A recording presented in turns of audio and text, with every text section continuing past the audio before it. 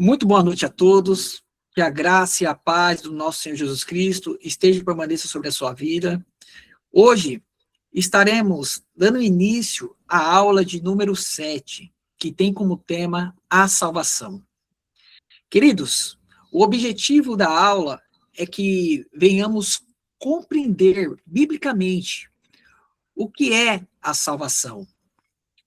Reconhecer que ela está fundamentada em Jesus Cristo e é recebida pela fé, acompanhada de arrependimento, confissão de pecado e uma vida de santificação.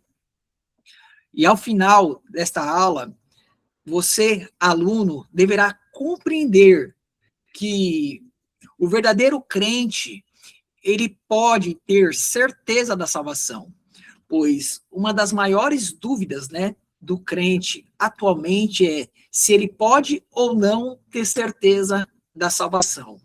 E biblicamente, nós veremos nessa noite que sim, o crente, ele pode ter certeza de sua salvação. Ele deve, na verdade, não é que ele pode, ele tem que ter certeza da sua salvação. E a Bíblia nos orienta como que nós podemos ter essa certeza. E é muito bom você ter essa certeza que você é um salvo em Cristo Jesus. Lembrando que ter certeza da salvação não é porque somos perfeitos. E isso é bom que venhamos compreender antes mesmo de adentrarmos o estudo. Então, a certeza da salvação não está ligado à minha e à sua perfeição, mas está ligado à perfeição de Cristo, a obra que Cristo realizou na cruz do Calvário. Porém, vamos aguardar que agora é só apenas o objetivo da aula. Eu sei que é muito interessante o assunto, nós já queremos adiantar um pouco, porém, é uma alegria, falar sobre a nossa salvação, falar sobre a obra que Cristo realizou na cruz do Calvário, e é isso que nós iremos trabalhar nesta noite. Então, a certeza da salvação não está ligado ao que eu e você possamos fazer para Deus, ou para sermos salvos. Não está falando sobre a nossa perfeição, ou sobre a nossa luta contra o pecado. Mas, quando falamos da certeza da salvação, nós estamos falando da confiança naquilo que foi realizado na cruz do Calvário. Então, é muito bom que nós venhamos entender isso nesta noite. Então, só recalculando, porque eu dei uma esticadinha nos objetivos. Só recalculando. Então, ao final desta aula, espero que você, aluno, seja capaz de explicar, presta atenção, eu espero que você seja capaz de explicar o problema do qual somos salvos, identificar a centralidade de Cristo na salvação e compreender a relação entre fé e arrependimento. Isso é muito importante que nós possamos compreender no final desta aula. É necessário que, ao final desta aula também, você reconheça que a salvação, ela produz uma nova vida. Então, essa ideia de que eu sou salvo, porém, nada mudou, não é bíblica. Se você é salvo, logo, a velha criatura morreu, e agora você nasceu de novo, só que agora você nasceu para Cristo. E nós iremos trabalhar isso também durante a aula. Você, aluno, deverá compreender a possibilidade da certeza da salvação, que nós iremos trabalhar nessa noite, distinguir salvação de certeza da salvação. Nós veremos isso também. E iremos examinar a própria vida à luz das Escrituras. Eu estou dando uma travadinha aqui porque eu estou com a minha tela. Hoje eu estou mudando slide e estou também arrumando a aula de vocês aqui. Então, hoje está um pouquinho meio corrido aqui, mas vai dar tudo certo em nome de Jesus. Então, se demorar um pouquinho de passar os slides, é porque eu estou passando os slides e falando com vocês sobre a matéria, tá bom? Então, peço um pouquinho de paciência no dia de hoje, mas vai dar tudo certo. A palavra salvação, ela precisa ser explicada. Se você disser a uma pessoa hoje que ela precisa ser salva, provavelmente ela ficará pensando sobre o quê? Provavelmente ela irá ficar pensando, salvo do quê?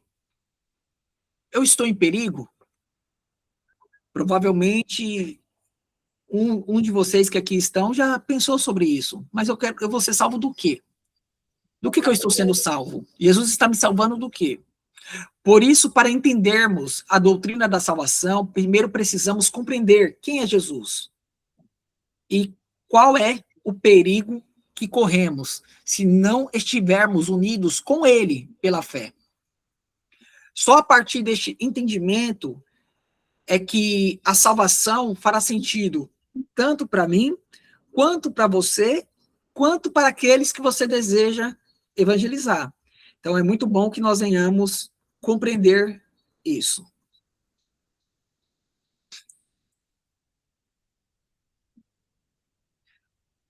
Como posso ser salvo? É a primeira pergunta que surgiu aqui no slide que está sendo compartilhado com você. Como posso ser salvo? A primeira atitude para que nossos pecados sejam perdoados é o arrependimento. E eu quero que você que está participando, leia por gentileza Atos, capítulo 3, versículo de número 19, está sendo projetado na tela. Atos, capítulo 3, versículo 19.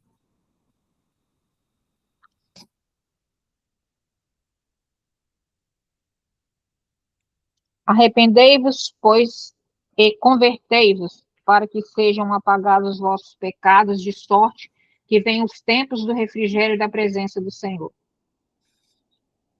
Amém. Só um instante.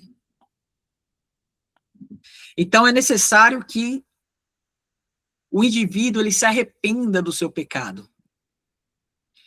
E se há arrependimento, tem que haver o quê? Conversão.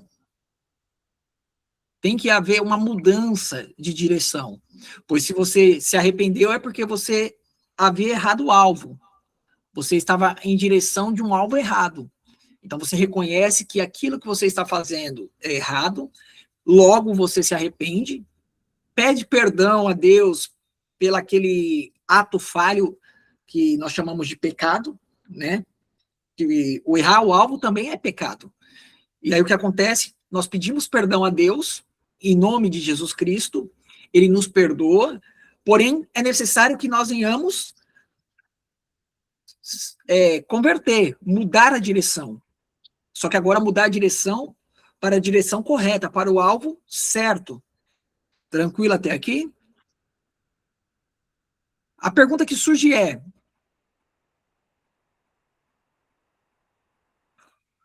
e o que Deus faz com aqueles que se arrependem e confessam os seus pecados? 1 João, capítulo 1, versículo 9. Alguém pode ler, por gentileza? Se confessarmos os nossos pecados, ele é fiel e justo para nos perdoar. Muito bem. E o que acontece no céu quando alguém se arrepende dos seus pecados? O que será que acontece no céu quando alguém se arrepende dos seus pecados? Lucas, capítulo de número 15, versículo de número 7. Alguém pode ler, por gentileza? Digo a você que assim haverá mais alegria no céu por um pecador que se arrepende do que por 99 justos que não necessitam de arrependimento. Muito obrigado.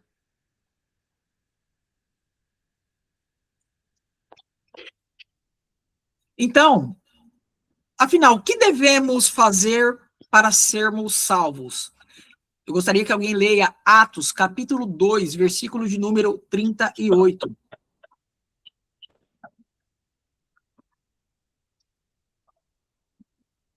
Está sendo projetado na tela, viu, meus irmãos? Pedro respondeu: arrependam-se e cada um de vocês sejam batizado em nome de Jesus Cristo, para a remissão dos seus pecados, e vocês receberão o dom do Espírito Santo. Muito obrigado.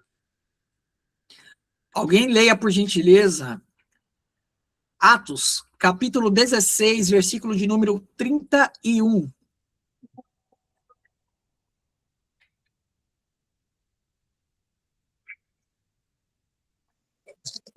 Eles responderam: creia no Senhor Jesus e você será salvo, você e toda a sua casa. Muito bem. Então, o que devemos fazer para sermos salvos? Primeiramente é se arrepender. Lembrando que o ser humano ele só pode se arrepender se antes o Espírito Santo trabalhar no coração dele. Pois o homem por si só não pode produzir arrependimento. Pois quando Paulo ele escreve a Efésios, ele vai dizer que o homem estava morto em seus delitos e pecados. Ou seja, o morto ele não pode responder a nada. Então, quem vivifica o coração do homem para que ele venha a se arrepender é o próprio Espírito Santo de Deus, pois o Espírito Santo de Deus nos convence do pecado, da justiça e do juízo. Então, por isso que nós somos capacitados a nos arrependermos dos nossos pecados. Nós reconhecemos que o caminho que nós estamos tomando é um caminho errado. Somente pela obra do Espírito Santo de Deus.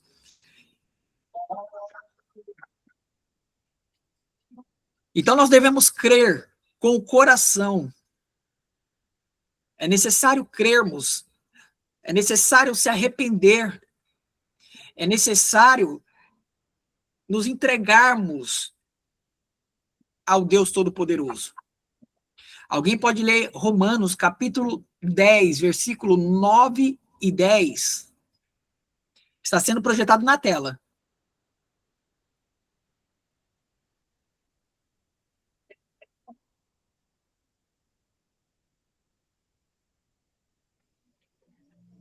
Se com a boca você confessar Jesus como Senhor e em seu coração crer que Deus o ressuscitou dentre os mortos, você será salvo.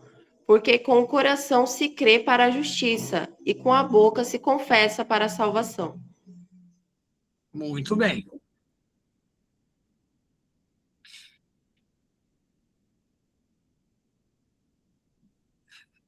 E Jesus prometeu salvar aqueles que confessam o seu nome. Mateus, capítulo de número 10, versículo de número 32. Portanto, todo aquele que me confessar diante dos outros, também eu o confessarei diante de meu Pai que está nos céus. Muito obrigado. E agora, como viveremos? Uma vez salvos, devemos nos consagrar, nos santificar a cada dia diante de Deus. Porém, quando pecamos, podemos correr para Cristo. Alguém pode ler, por gentileza, 1 João, capítulo 2, versículo de número 1.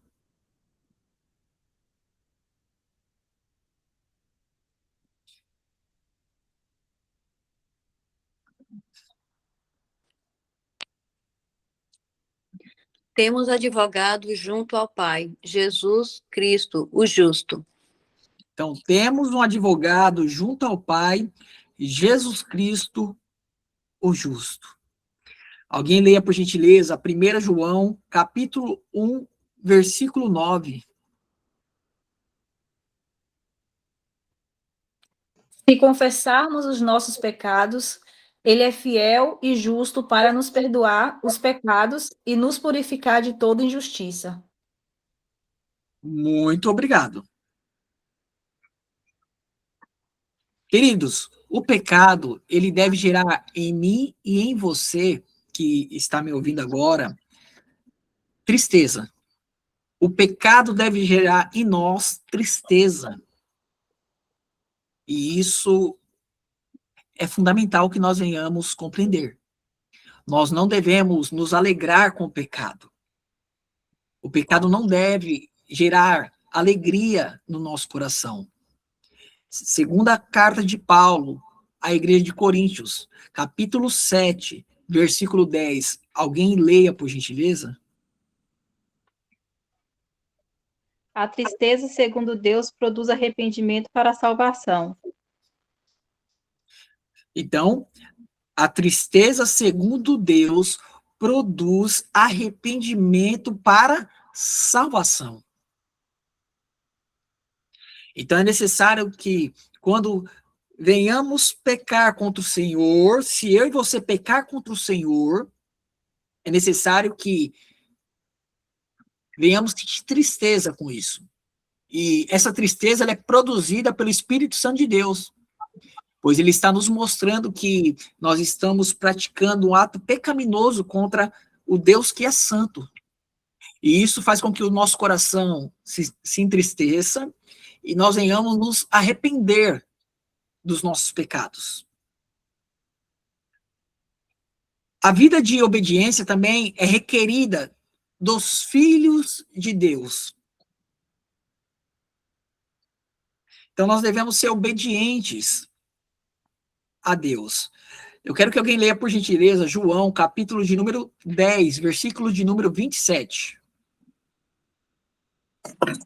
As minhas ovelhas... Pode continuar, irmã. As minhas ovelhas ouvem a minha voz e elas me seguem. Muito bem. Então, agora outra irmã, leia, por gentileza, João, capítulo 14, versículo 21.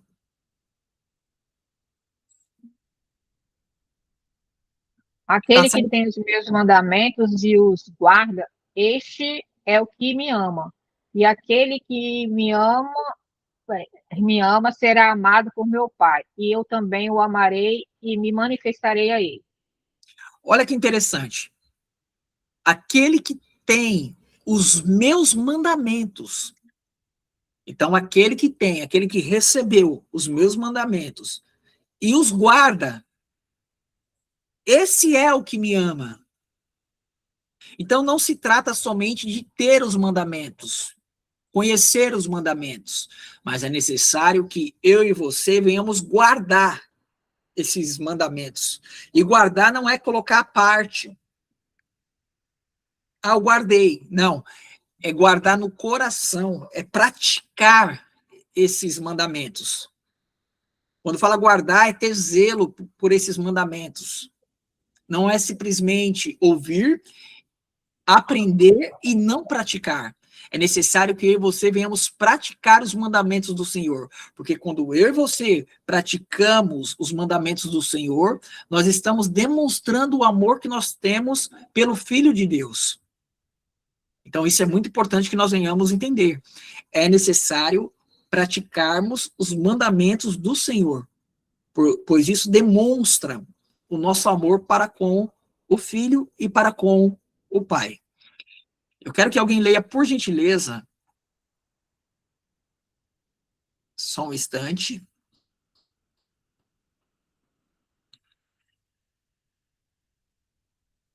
Certo. A pergunta é possível ter certeza da salvação? E aí? É possível ter certeza da salvação? A resposta clara e objetiva é sim. É possível, pois quem crê em Jesus Cristo como Salvador tem a vida eterna. A própria palavra de Deus nos garante isso, que quem tem Jesus Cristo como Salvador tem a vida eterna. Não é que terá a vida eterna, tem a vida eterna. Alguém leia, por gentileza, 1 João, capítulo 5, versículo de número 13. Essas coisas escrevi a vocês, que creem no nome do Filho de Deus, para que saibam que têm a vida eterna. Então, João está dizendo que escreveu essas coisas a fim de, ou seja, qual a finalidade? A finalidade era para que os leitores da sua carta viessem ter a certeza da vida eterna. Pois, e por que que eles podiam ter a certeza da vida eterna, segundo João? Pois eles creram no nome do Filho de Deus. Eles creram no Filho de Deus. Então, isso faz com que eles tenham certeza da vida eterna.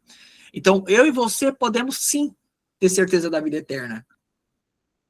Porém, para que venhamos ter essa certeza, é necessário que verdadeiramente creiamos no Cristo. É necessário que eu e você venhamos amar a Cristo, guardar os mandamentos dele, praticarmos os mandamentos dele. É necessário que nós venhamos, então, estar ligado a Cristo, assim como Cristo está ligado a nós.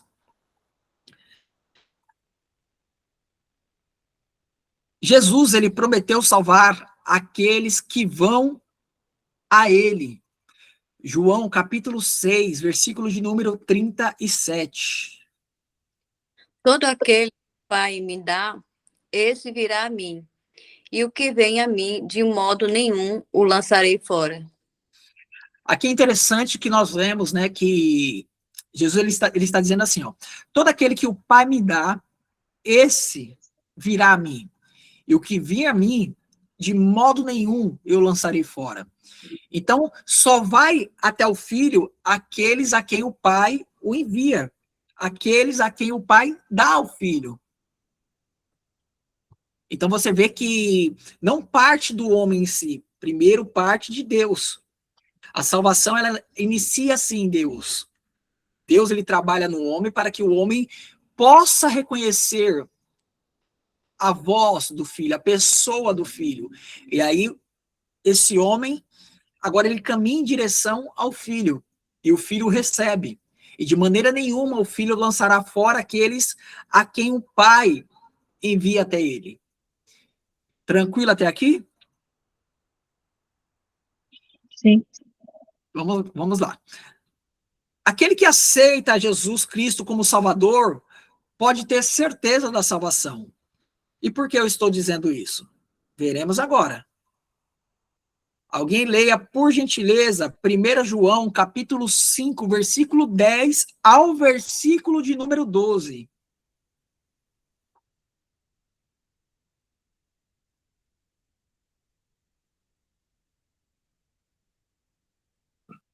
Aquele que crê no Filho de Deus tem nele esse testemunho.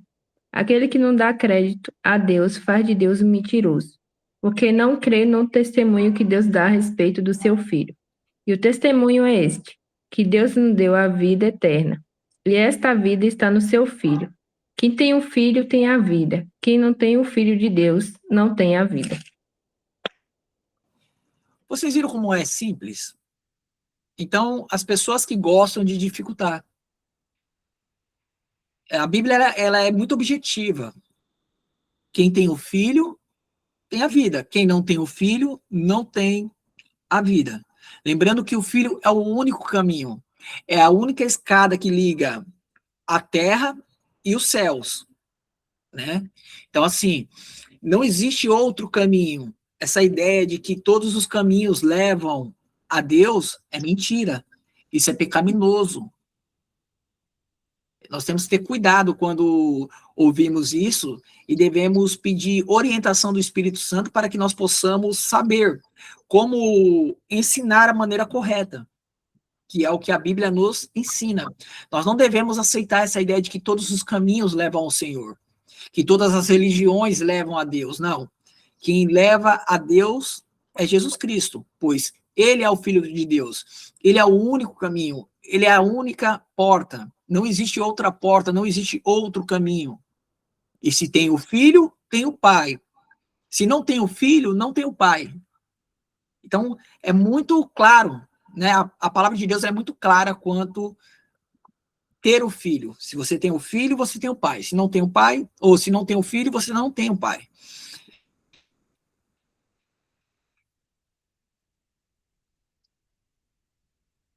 Além disso, a Bíblia diz que o próprio Espírito Santo, né, testifica como o próprio Espírito Santo testifica com o nosso espírito que somos filhos de Deus.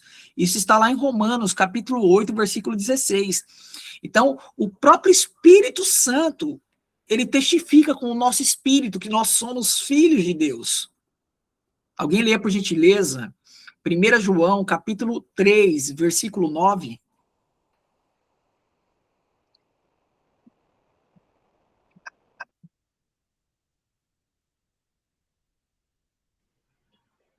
Todo aquele que é nascido de Deus não vive na prática de pecado, porque nele permanece a semente divina. Esse não pode viver pecando, porque é nascido de Deus. Então, queridos, essa ideia de que uma vez salvo, salvo para sempre, vai fazer com que o crente ele relaxe em relação à sua vida de santificação é uma mentira, é uma falácia. O calvinismo não defende isso. O calvinismo defende que se Deus, o Pai, é que nos enviou ao Filho, e nós, como ovelhas do Filho, o próprio Filho disse que jamais nos lançaria fora, logo a salvação também não depende de mim e não depende de você, mas a salvação depende da obra que foi feita por Cristo Jesus na cruz do Calvário. Então nós entendemos que a salvação não se perde, mas isso não é justificativa para que uma pessoa que se diz crente possa viver uma vida de pecado, pois a própria palavra de Deus afirma que todo aquele que é nascido de Deus, ele não vive na prática do pecado. Porque nele permanece... olha lá, todo aquele que é nascido de Deus não vive na prática de pecado, porque nele permanece a semente divina. Esse não pode viver pecando, porque é nascido de Deus. Então, o nascido de Deus, ele não pode permanecer na prática do pecado. Ele pode cair em pecado? Sim. Entretanto, o Espírito Santo trabalha no coração dele e ele reconhece que ele errou. E aí ele tem que ir com o coração contrito até o Filho e pedir perdão. É necessário isso. Então, essa ideia de que, uma vez salvo, então a pessoa agora ela vai sair bagunçando, é conversa, tá? Não caia nisso. Não é isso que o calvinismo defende. Nós defendemos que, sim, uma vez salvo, salvo para sempre. Entretanto, o verdadeiro cristão, ele não vive no pecado. Ele pode até pecar. Entretanto, o Espírito Santo o incomoda. E ele vai até Cristo arrependido, com muita tristeza no coração. E Cristo, através da obra que foi realizada na cruz do Calvário, lava aquela pessoa com o seu sangue. Tranquilo até aqui, meus queridos? Irmão, sobre o pecado, né? Aí, às vezes, as pessoas, assim, do mundo, né, que não são cristãos, aí eles acham, porque nós somos evangélicos, que aceitamos o Senhor como nosso Salvador, que a gente não peca. Mas claro que pecamos, é o que o irmão falou aí, que a gente não é perfeito. Perfeito é só, né, Deus. Então eles acham, aí um errinho, tipo assim, alguma coisinha que a gente, né, que a gente peca, infelizmente, né? Mas é o que o irmão falou, a gente tem que se arrepender e pedir perdão. Mas eles acham que a gente tem que ser perfeito, e não é isso. Isso mesmo. É necessário nós termos esse entendimento, porque isso tira um peso da minha e das suas costas, entendeu? E, infelizmente, essa ideia de que o cristão não peca, ela surge muito em igrejas neopentecostais e também em algumas seitas, né? Então, eles passam essa ideia de que o cristão não peca, antes que isso fosse verdade. como a irmã disse. Porém, nós estamos, né, ainda vivendo, lutando contra o pecado. Nós vivemos lutando contra a antiga natureza. Porque aqueles que estão em Cristo, nova criatura é. Nós entendemos isso. Entretanto, a velha criatura, a todo momento, ela está tentando ressuscitar. Basta alguém pisar no seu calo, você descobrirá que ainda a velha criatura, ela está muito ativa. Então, a nossa briga agora é contra a vontade da carne, aquela vontade que se opõe à vontade do Espírito. Então, é necessário que nós venhamos entender isso. Cristão peca, porém, ele não pode viver uma vida de pecado. Ele não pode aceitar o pecado como algo normal. Ele vai lutar contra este pecado. É isso que 1 João, capítulo 3, versículo 9, está tratando. Eu gostaria que alguém possa ler, por gentileza, Gálatas, capítulo de número 5, versículo 17. Porque a carne luta contra o espírito luta contra a carne, porque são opostos entre si, para que vocês não façam o que querem. Vocês viram aí? Então, a carne, ela vai lutar contra o espírito, e o espírito vai lutar contra a carne. A pergunta é, será que nós temos lutado contra o pecado? Você tem sentido na pele a batalha entre o espírito e a carne? É necessário que nós venhamos entender isso. É necessário que o verdadeiro cristão venha sentir essa batalha. Ou só estamos fazendo a vontade da carne?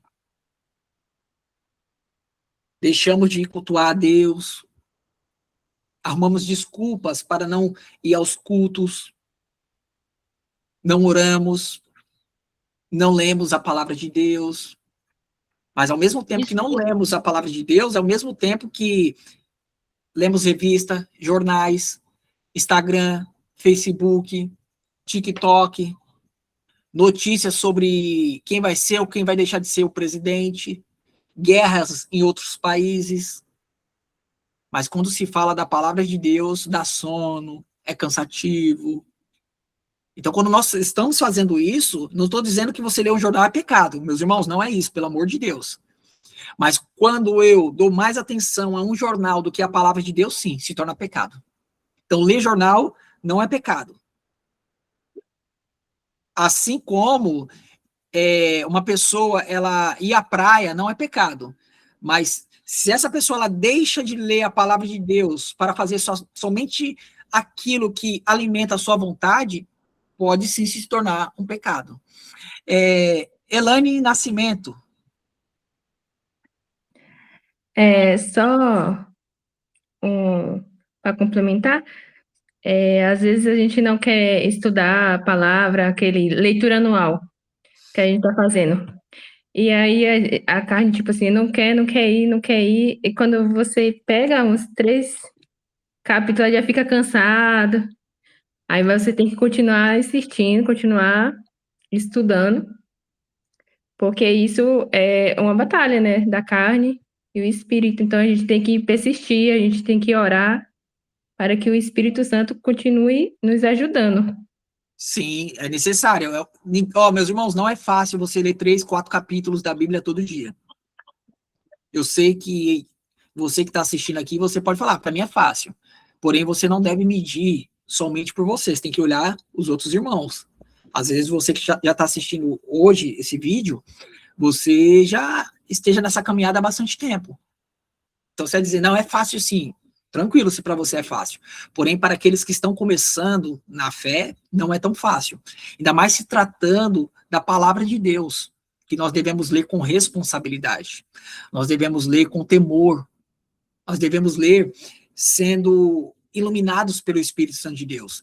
E detalhe, os textos bíblicos, eles foram escritos há muitos anos atrás. Então, eles foram escritos em outra cultura, totalmente diferente da nossa cultura. Então, não são textos que nós conseguimos ler logo de cara com facilidade. Não é como se fosse um jornal que está noticiando algo que nós estamos vivendo. Não, ele está falando de uma cultura que é totalmente diferente da nossa cultura. Está falando de um lugar que é totalmente diferente do ambiente que nós estamos inseridos. Então, existe um abismo cultural, existe um abismo linguístico e existe um abismo, né?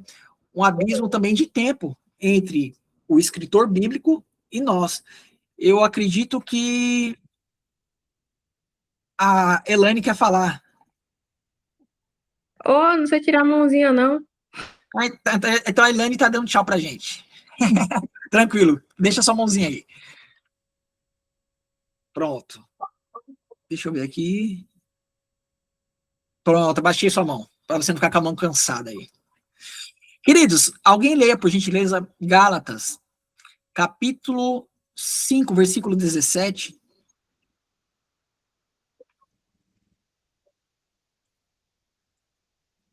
Mais uma vez, né? Leia, por gentileza. Porque a carne luta contra o espírito, e o espírito luta contra a carne, porque são opostas entre si, para que você não faça o que querem. Muito bem. Então, eu voltei aqui, ó. Sinal de salvação. Então, o sinal da nossa salvação é a luta. Foi aquela pergunta, foi aquelas 3 perguntas, na verdade, 2 perguntas que eu fiz antes, né? Você luta contra o pecado? Você sente a batalha entre a carne e o espírito? Se sim, o Espírito Santo habita em você. Então eu digo, você tem a salvação. E por que eu posso dizer isso?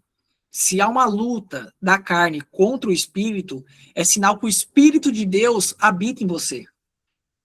E o Espírito Santo não habita em ímpios. O Espírito Santo de Deus não habita em ímpios. Só há o processo de santificação naqueles em que foram regenerados, naqueles que nasceram de novo.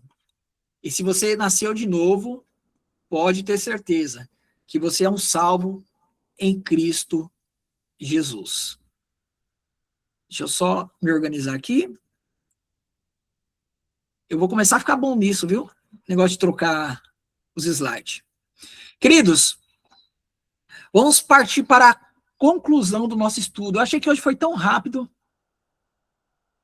Normalmente demora um pouquinho mais, mas glória a Deus que nós conseguimos desenvolver. Vai ter bastante tempo para que vocês possam fazer perguntas ou fazer também suas colocações. É muito bom isso.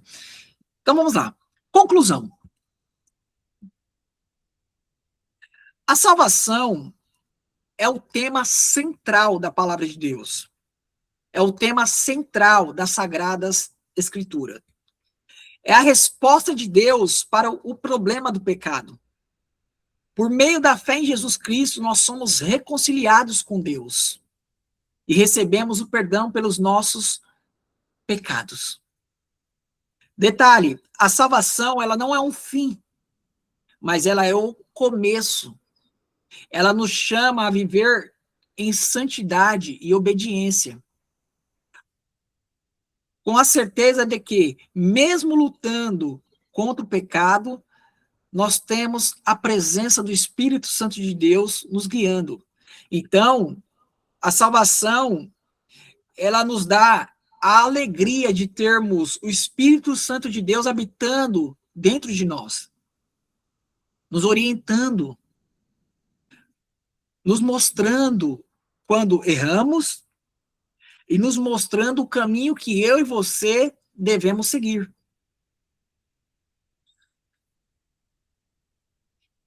A salvação é a garantia da vida eterna em Cristo Jesus. Com a promessa de todo aquele que crê em Jesus como Salvador, está seguro na mão do Pai. Então, todos aqueles que creem em Cristo Jesus como Salvador, têm a segurança de sua salvação.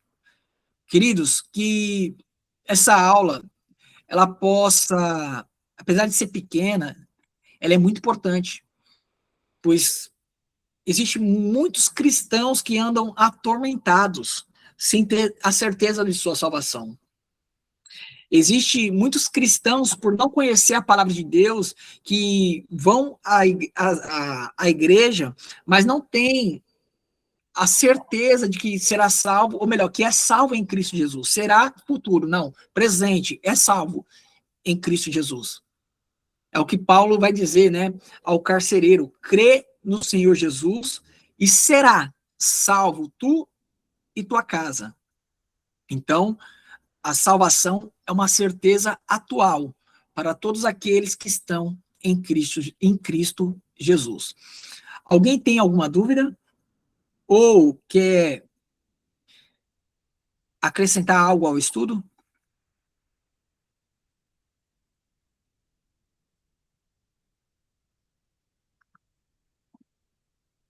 Alguma dúvida?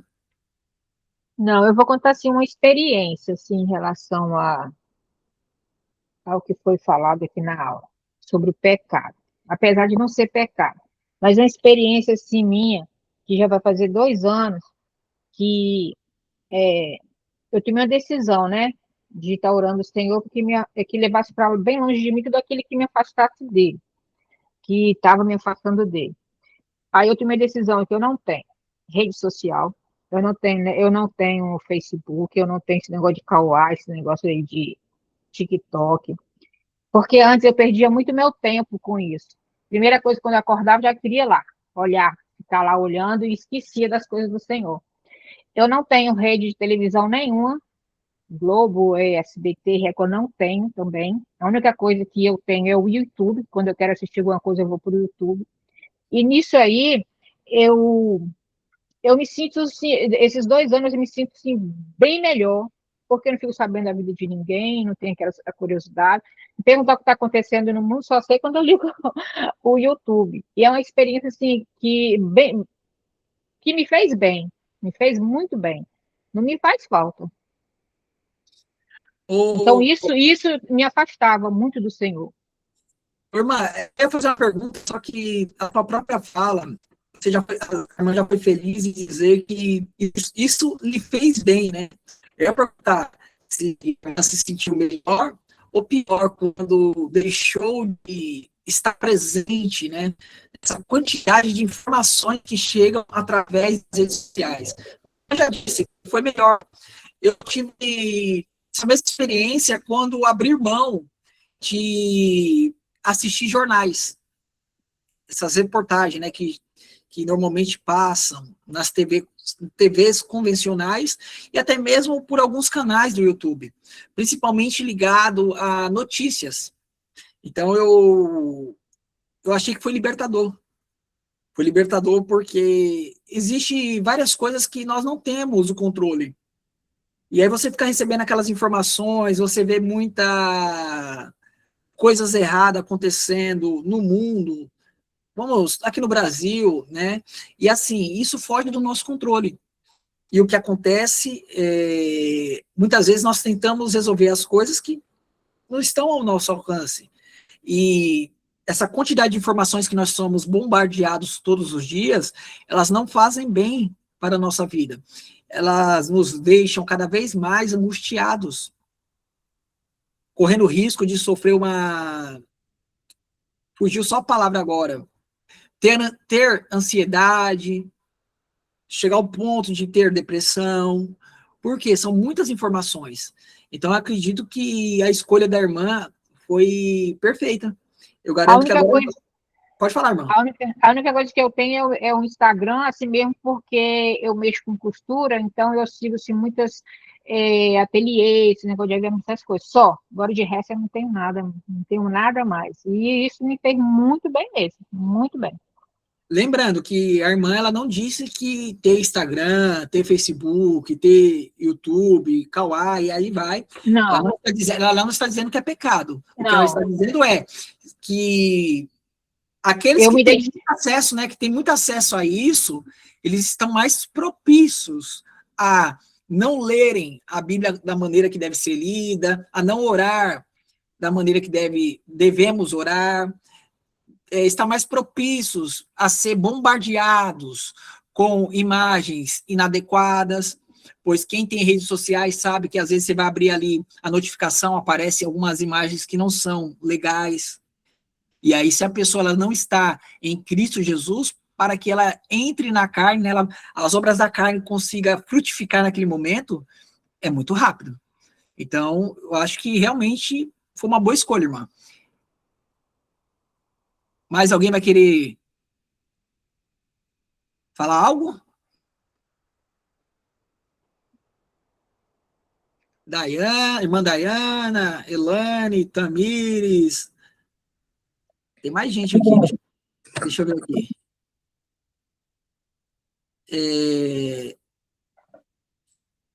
Tamires, Adeilson, Aline.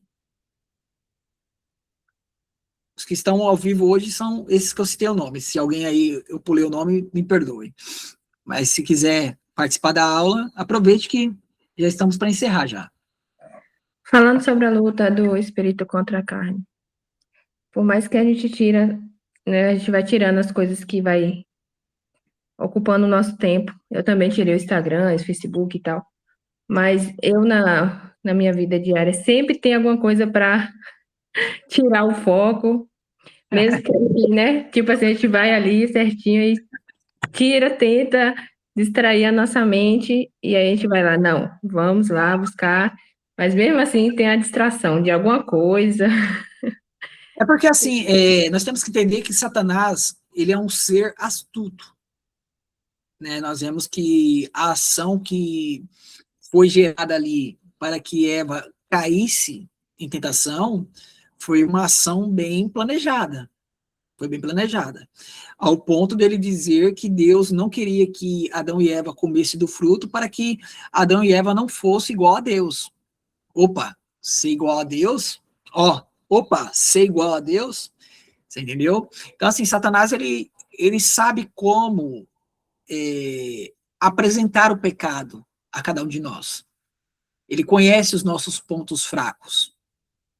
Então, quando... Ele é astuto. Então, você deixou as redes sociais. Ele vai tentar fazer com que a velha criatura tome o lugar. Ele vai tentar fazer com que a velha criatura, ela reapareça. Então, é muito bom a gente ter esse cuidado todos os dias. E lembrando, se pecarmos, nós temos um advogado junto ao Pai. Isso é o mais importante na vida do crente. É ter o advogado junto ao Pai, que irá interceder por mim e por você. Não é o famoso, eu já pequei, agora eu vou meter o pé na jaca. E pronto. É um dos erros, né? Nós erramos um pouquinho, já errei um pouquinho agora, então agora eu vou até o fim. Já sujei a mão, agora eu vou pular dentro. Vou mergulhar. Temos que ter esse cuidado. Alguém quer falar alguma coisa? Irmão Fernando, eu acho que o pecado que mais persegue a gente é a mentira. Porque às vezes você fala assim, é uma mentira que não vai fazer tanto mal, mas é mentira. Eu acho que esse é o pecado que mais persegue a gente. O cristão. A palavra de Deus ela vai dizer que o pai da mentira é Satanás. Ele é o pai Eu estou te falando isso, sabe por quê, irmão? Sábado, agora eu tive uma experiência com a própria irmã nossa da igreja. Aconteceu um fato que isso, assim, está me corroendo, né? Que eu estou meio assim, se chegar para me perguntar, eu vou ter que falar a verdade, eu não vou mentir, não. Entendeu? Uma coisa que para ajudar, ela estava passando por uma situação aí, mas eu falei assim, mas se chegar e me perguntar, eu não vou poder mentir, eu vou ter que falar a verdade. Aí eu fico orando para não me procurar, entendeu? Não me procure porque eu não quero mentir. Então, irmã, só da irmã já ter esse pensamento, já mostra que, assim, o Espírito Santo está trabalhando. Isso é importante. É nós reconhecermos o agir do Espírito Santo. Pois... Não é nada sério, sabe? Mas é mentira. Sim, não, mentira. Não sei. Mentira é quando você inventa, não é? E mentir é quando você esconde, né? Mas é a mesma coisa, não é? Então, funciona assim. Do mesmo jeito? Então, funciona assim, eu não sou obrigado, isso segundo a própria legislação brasileira, eu não sou obrigado a produzir prova contra mim mesmo. Que isso fique claro, ninguém é obrigado a produzir prova contra si mesmo. Entendeu? Porém, você não é obrigado a produzir provas contra si mesmo. Entretanto, você também não deve mentir. Então, aí você tem que ter esse cuidado entre produzir prova contra si mesmo e mentir. Se alguém perguntou algo e você não quer falar, é um direito seu. Você tem esse direito. Ainda que no nosso Código Penal, se tem alguém aqui que trabalhe com o direito, a testemunha ela não tem direito de ficar calada. A testemunha ela deve falar tudo que ela viu. Quem não pode produzir prova contra si mesmo é o réu.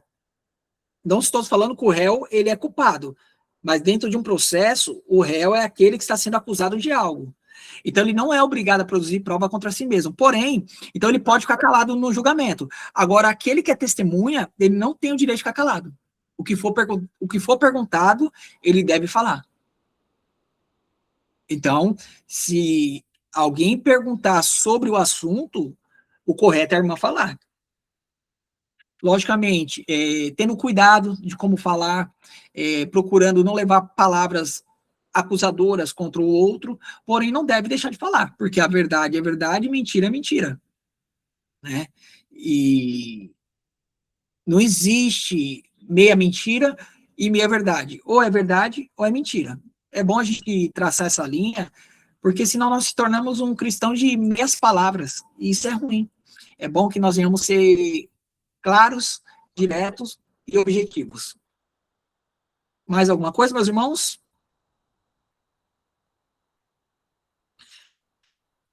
Então vamos orar, pedir para que Deus nos abençoe, nos guarde e que Ele nos prepare para a próxima terça-feira participarmos da aula de número 8, se for da vontade do Senhor. Oremos. Magnífico Deus, eterno Pai Todo-Poderoso, Senhor, te louvamos. Louvamos pois reconhecemos a sua santidade. Louvamos pois reconhecemos que o Senhor é santo. Obrigado por tudo, Senhor. Obrigado por essa aula. Obrigado pela vida do nosso irmão Ayrton, que disponibilizou todo esse amparato para que nós pudéssemos participar usando o e-mail da empresa dele, o próprio Google Meet, tudo. Obrigado por tudo. Hoje ele não pôde estar presente. Sabemos que o bebezinho dele acabou de nascer, que o Senhor possa prover todas as necessidades dele. Obrigado por cada pessoa que participou hoje ao vivo, que pôde tirar suas dúvidas, pôde fazer suas perguntas, que todos que estão aqui participando, que verdadeiramente estejam participando, não estejam apenas com a aula aberta, pois é necessário que nós venhamos ter compromisso com o Senhor, respeito por aqueles que se disponibilizam estar nos ensinando. Então, obrigado por tudo, Senhor. Obrigado por cada vida, que nós venhamos verdadeiramente ser cristãos que têm certeza da sua própria salvação. Não porque merecemos ser salvos, ou porque as nossas obras são boas, mas nós temos certeza da nossa salvação pelo que Cristo fez na cruz do Calvário. Obrigado por tudo, Senhor. Em nome de Jesus, amém. Queridos, que Deus possa